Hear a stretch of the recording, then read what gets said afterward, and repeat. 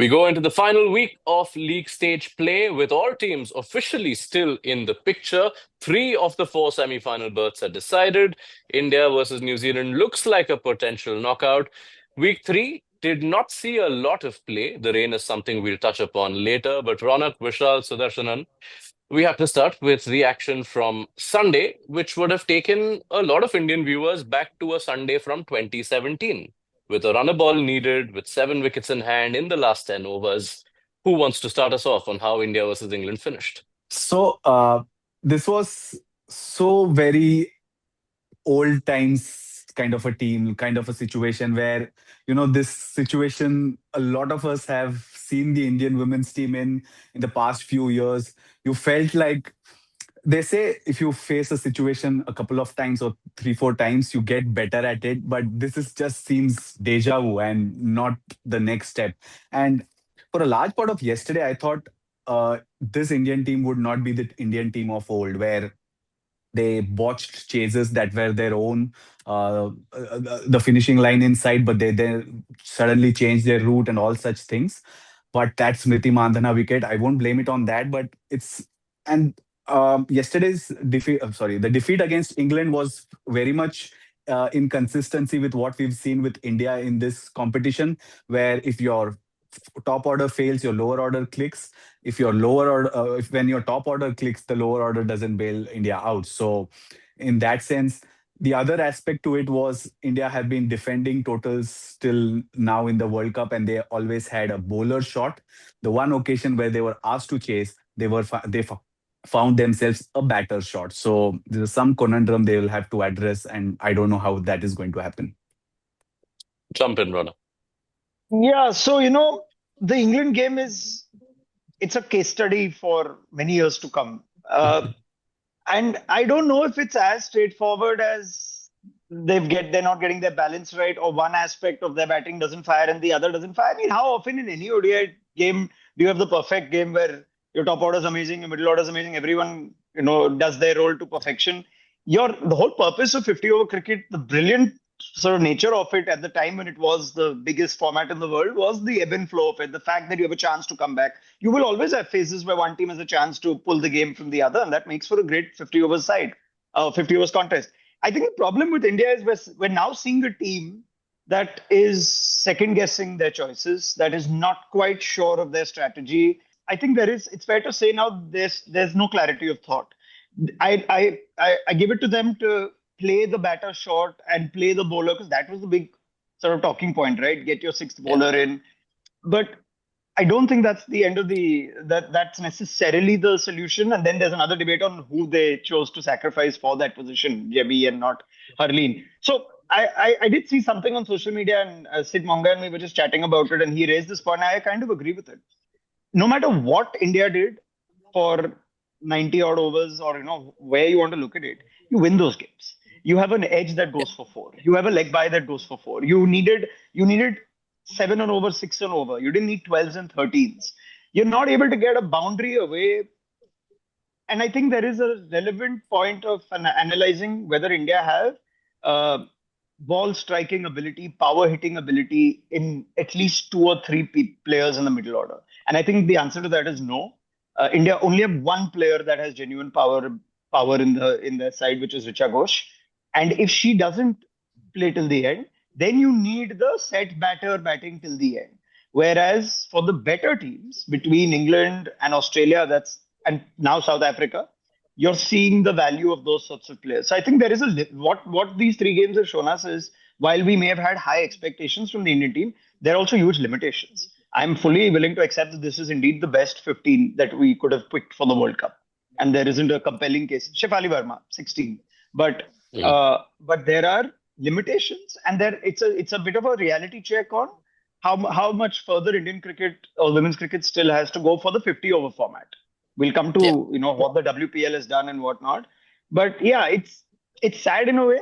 But I don't think we can I don't feel like I can overanalyze a game like England, because you win those games regardless of everything we're going to say, right? Yeah, those are important factors you bring up. The lack of a power hitter could come costly. But when we look at the England game specifically, it wasn't a situation that required the power hitter. It required a little better game awareness, perhaps, because when it is sixes and sevens, which it was through the last 10 overs, and you don't go across the finish line, and then the baggage of some past results can come into the conversation, Vishal, then the focus can start coming into the mindset and whether that is where you're lacking. Yeah, absolutely. And this is the second time in this World Cup that India were in a really strong position. Of course, the game against England was actually India's game to lose, but when they were even playing against South Africa and they had taken the top and middle order wickets against South Africa, nobody, I mean, an average cricket fan would not have thought that an unknown player or a lesser known player would take the game away from India. So this will raise questions about India's mindset, not just the bowling combination and whatever we have been talking about to domestic cricket or the WPL. Also, the things both Suds and Ronak touched upon was that despite having the personnel, despite having all the preparations before the World Cup, the camp in Vizag, where they ended up losing both matches, the bilateral series against the world champions, in which they played really well just before the World Cup, they had all these things going for them. They're just not executing it. I remember Harmanpreet had also said after winning the game against Pakistan at the presentation that now we are going back home. Now we look at playing the right combination. So it, in a way, reflected that they were unsure about their combinations when they played in Guwahati and Colombo. So there were some uncertainties. But, the thing is, the teams that have already qualified for the knockouts, and there are three of them already with many league matches to go, they have executed things much, much better. So there are examples within this World Cup. If India took a little bit of time to figure out their combination to see why there were collapses in the top and middle order early on and what are the solutions to these problems, they just have to see that look at South Africa, look at England also, not just the world champions. And if their top order, middle order, their tail, their bowlers, their spinners, everybody has stepped up, India just have to do it before time runs out. Yeah, sorry, I just want to jump in on one thing, Yash, regarding yeah, you're absolutely right to follow that up with it's that power hitting is something we associate when you need nines and tens and over and guys can't get it away. But what I'm trying to sort of focus on here is that the women's game effectively comes down to India being challenging England, Australia, maybe now South Africa, right? Those three or four teams. And when you get middle order players and the opposition doesn't bowl you bad balls, all England did was Yeah. bowl to one specific plan, and Take the Suits pace pointed off, it out. yeah. Yeah. No, so towards the end, it was darting it in the Jess Jonathan style that Suds mentioned in his report. So when you have seamers that are just firing it in, at that point, you need somebody who what we tend to associate as range hitting, who can hit a ball of a length and hit it for six. That is an ability that has been so easily normalized in the men's game, and it has Mm. also been normalized in the better teams in the women's game. That aspect, India don't have a lot of players who are good at that aspect. I know it's easy to say, oh, one of Smriti or Deepti or Harman should see it till the end. Yeah, but you will have an AD, you will need an 18 de Klerk to finish a game off every now and then. For Yeah. that matter, even Charlie Dean comes in and finds you two or three boundaries towards the end. You will need those roles. Smriti is absolutely right in taking responsibility in the press conference after the game and also saying Sneh and Amanjot have finished WPL games. They should also Yeah. have got those. You brought the game down to a point where you should be winning it. So I think that aspect for me is the biggest highlight there because I think a lot of players did their job in that game. And when you brought it down to 50 or 50, somebody has to see it over. And if you can't get a boundary away in the last four overs or a six away, that innings went without a six, I think, didn't it? The whole innings went without a six. If you can't get a six away when you need it, then every opposition team will now know that you're in the game with India, even if they need a runner ball or even less than a runner ball in the last four overs. So I think that is a real area of concern because it's not like there's somebody in the dugout or someone on the bench you can bring in to address that. India don't have that. Therefore, I said that's like a concern for me. And the things But were there. Indore also has really short boundaries. Sneh Rana had scored runs initially in the World Cup against Sri Lanka, I think, and she was scoring those yeah. quick fire knocks. So it's not like, oh, India bat only till number seven, and after that you have four number 11s. The personnel were there.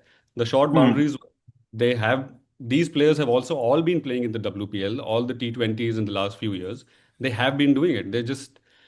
It was about one day somehow, very strangely. Yeah, the range of this review, I guess, will increase or decrease depending on the events of the coming week. Because, my word, if India are not to make the knockouts of this World Cup, where They entered with their best chance of giving Australia a run for the money. That takes us into a potentially deeper conversation. But before that, there Yeah. has to be India versus New Zealand. They have 3 days Yeah. to prepare for that. We record this on the Monday. Yeah. They Sorry, I still think we have to should just think. say I still feel India will make the semis and they'll beat Australia in the semis. I'm just saying all that now only. Before after that, Spread the sorry. route. Yes. Yeah, but before that, India versus New Zealand, which now has the makings of a virtual knockout. Yes, there's a scenario where India could lose that and still go through, but without getting into that complication, despite these 3 losses, India are the better side going into that game. Plus, they are going to a venue at DY Patil where they've played a lot of recent cricket. It is T20 cricket, and I think they played a test match there. But it's a ground they know. So far, haven't been many venues where India players would have sent. This looks familiar. These stands look Yeah. familiar. This pitch looks familiar.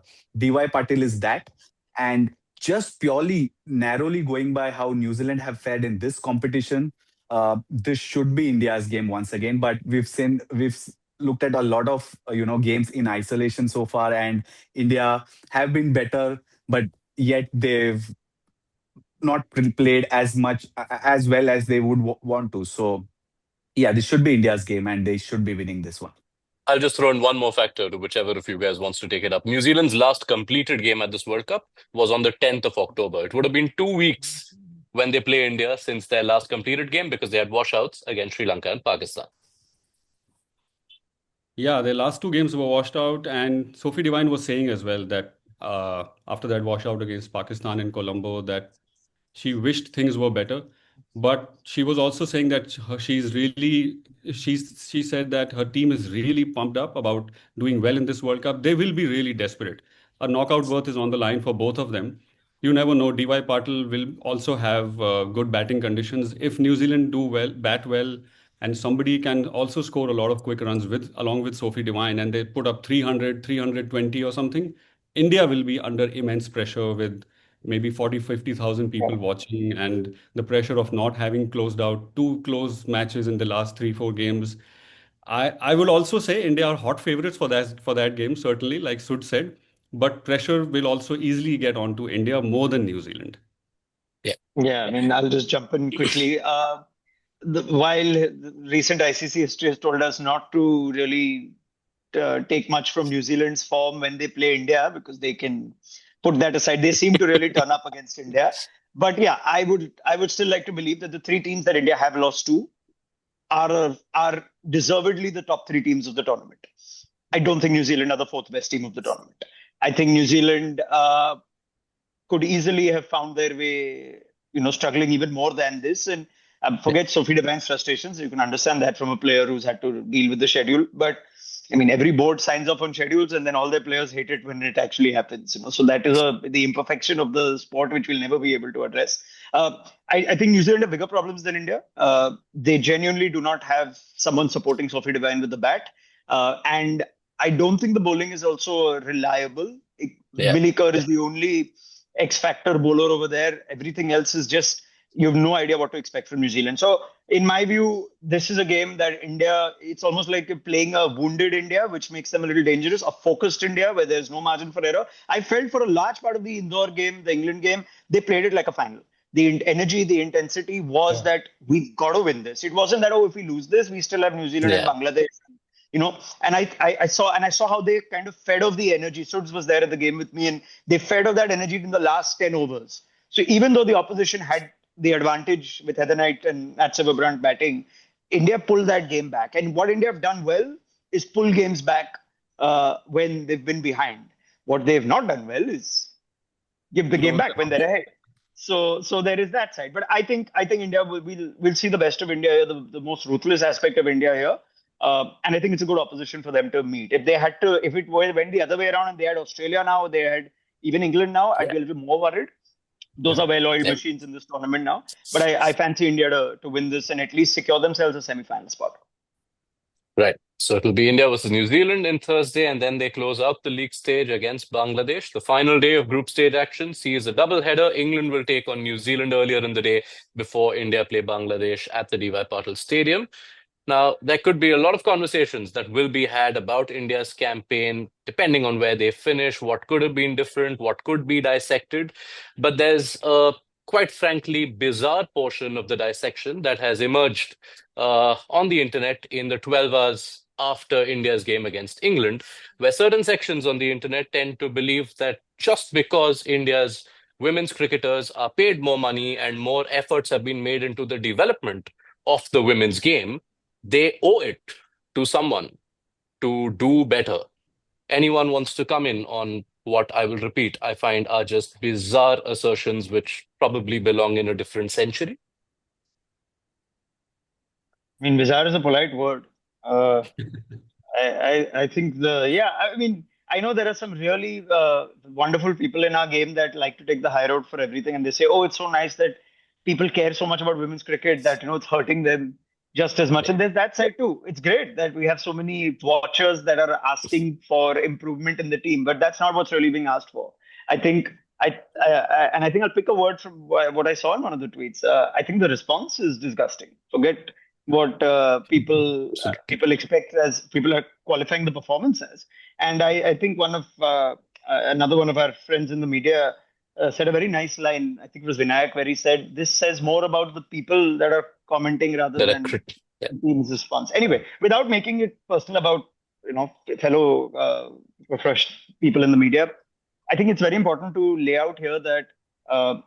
It is unfair to have the exact same expectation from the men's team and the women's team just because we've had 3 years of highly televised WPL cricket and maybe 7 or 8 years of highly televised and high profiled women's cricket. I mean, if anything, the fact that this World Cup has been so hard for India with the results that have happened, it makes me, on a random note, appreciate Mithali Raj's team in 2005 or the Julan Goswami side, where nobody gave them, like in comparison today, anything. And yeah. these are teams that made finals, and forget what we can say about the 70s and 80s and 90s. And if someone does a very simple search, don't even do it on Cricinfo, do it on whatever platform you want, of just the different challenges that women's cricketers have to go through when they start in domestic cricket. The fact that they can't even travel everywhere because you have to consider safety security concerns. The fact they don't play home state cricket like men's teams do. The associations do not necessarily or provide the same level of infrastructure. WPL, yes, amazing. 3 years old, 4 franchises or 5 franchises now. It is now doing a great job, doing wonders to open the merit pool up, and that's why we're seeing so many players get fast tracked into the national side. But that is also a reflection of the systems being inadequate for so many years, and therefore the WPL is becoming that much more effective. It will take time. It's okay to have expectations. You want to win everything, yes. But if there is improvement in this team, they're a lot better in bilateral cricket in between ICC events. But it's a reality check, like I said earlier, that it will take some time. So temper your expectations. Perfectly valid to ask for captaincy. Harmanpreet Kaur has been around a long time. Should India be looking at that? Perfect.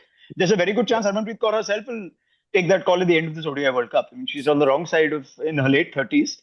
So there are all those things that are worth qualifying. But this, we've given them so much and therefore they need to win everything, is the most ridiculous, awful, and dare I say, borderline misogynistic sort of tone that can be taken when it comes to women's cricket. Yeah, and There it are a couple is I'll just say a couple of more things which I found equally bizarre and ridiculous and may run out of adjectives here. Is that one, the timing? It's not like India have been knocked out or have only one match to go. The two matches left are against teams that have not performed as well as compared to India also in the World Cup. One of them is Bangladesh, who are only playing their second World Cup and are among the lowest ranked teams. Let's talk about facts. And one of the reasons, and let's not make it an excuse for Team India's loss.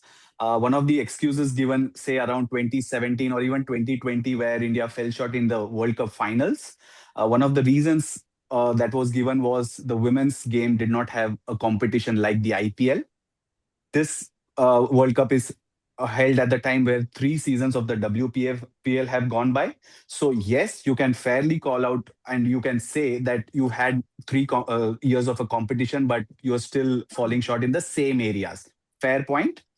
But you also have to remember that the WPL is not a magic genie that you rub and you ask for a finisher and you'll get one.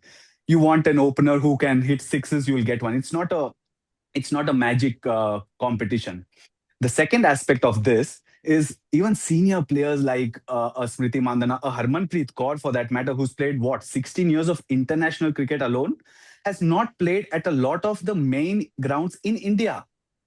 The domestic competitions like Ronak touched upon are played at a lot of these B grounds and the let's say by grounds of any city where you never know what the conditions are.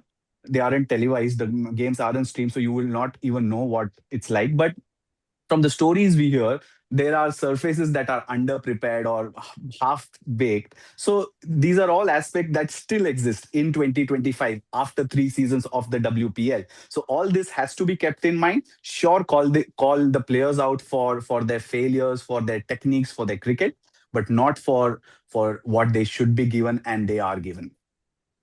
Just to, on a Fantastic. finishing note, might I just request that please read either Suprita Das's very well researched compilation of a history of women's cricket, or you could even consider looking at interviews that Snehal Pradhan has done, that Sabha Karim has done, that Professor Shetty has done. This is all in the pre-WPL era. There are a number of people both in and out of the BCCI. There are some very good administrators from Andhra cricket that have spoken on the record because they were one of the pioneers, but they are the one-off here. So you get a little understanding. I'm not providing excuses. I think this team should have done better, and I think Vishal and Suits agree with me. But it's important to provide context, and that will Correct. temper your expectations of this team. This is like literally like saying that our IPL started in 2008. India should have won every T20 World Cup after that. We had a 16-year drought for a T20 trophy after the inaugural edition, where everybody else seemed to be winning it. So it takes time. Yeah. I'm just going to repeat that point where we started off, that regardless of what the result is, these two things do not go together. The fact that you've invested in the game, it doesn't have to be India's women's cricket team doesn't owe anyone uh, anything to win a tournament and then justify what they are given. So we will leave it there. Hopefully, a more positive conversation at the end of this week. Three of the four semi-final berths are decided. Australia are there, South Africa are there, England are there. Will India join them? That's the question we will hope to have answered by the next. I mean, we will have answered by the next time we are here. So, Ronak, Vishal, Sud, thank you so much.